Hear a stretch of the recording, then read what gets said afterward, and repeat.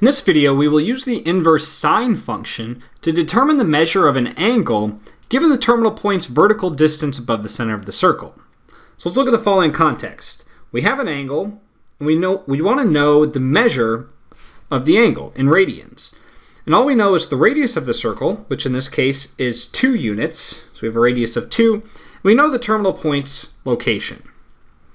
So if we want to use the inverse sine function, the sine function outputs a number of radii above the center of the circle.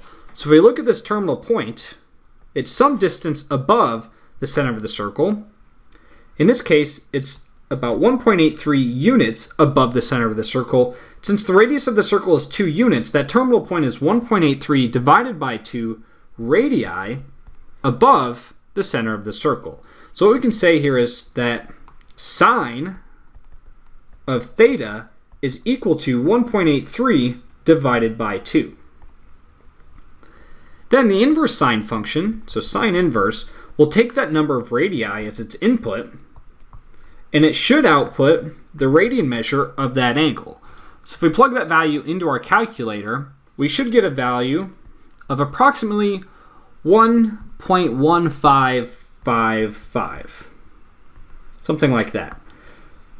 If we look back at the situation, that seems to match up with our situation. This angle here does appear to have an angle measure of a little more than 1 radian, but it's no more than 1.5 radians. 1.5 radians would be at the 12 o'clock position. So theta, we could say that theta is about 1.1555 radians. Let's look at another example.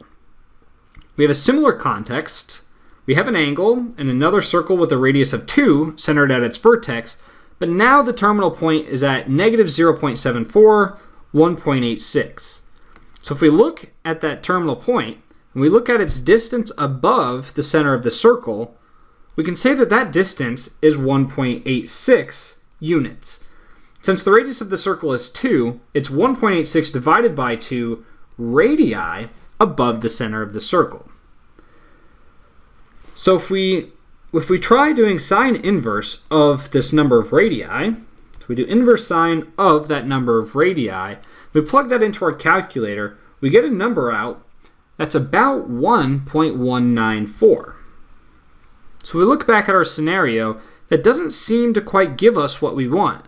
The inverse sine function takes a number of radii above the center of the circle, so in this case it was a vertical distance like that, and what it gives us is the angle measure where the terminal ray points to the right half of the circle.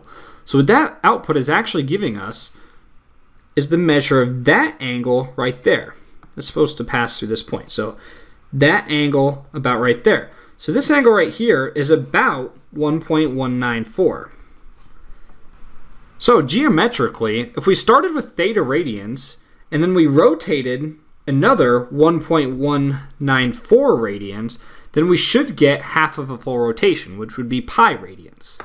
So we write that down. If we start at the 3 o'clock and we rotate theta radians, and then we rotate another 1.194 radians, that should give us pi radians. So then, if we want to compute the value of theta, theta would just be equal to pi minus that 1.194, and that has a value of approximately 1.947. And this value of 1.947 matches up with the scenario. It's more than 1.57, which is about 1/4 of a full rotation, and just a little bit more than that. So in this case, we can say theta is equal to about 1.947. Keep in mind that the inverse sine function will output a radian measure where the terminal ray points to the right half of the circle. So anytime our terminal ray points to the left half of the circle, we usually have to do a little more work to get the actual radian measure of the angle we're looking for.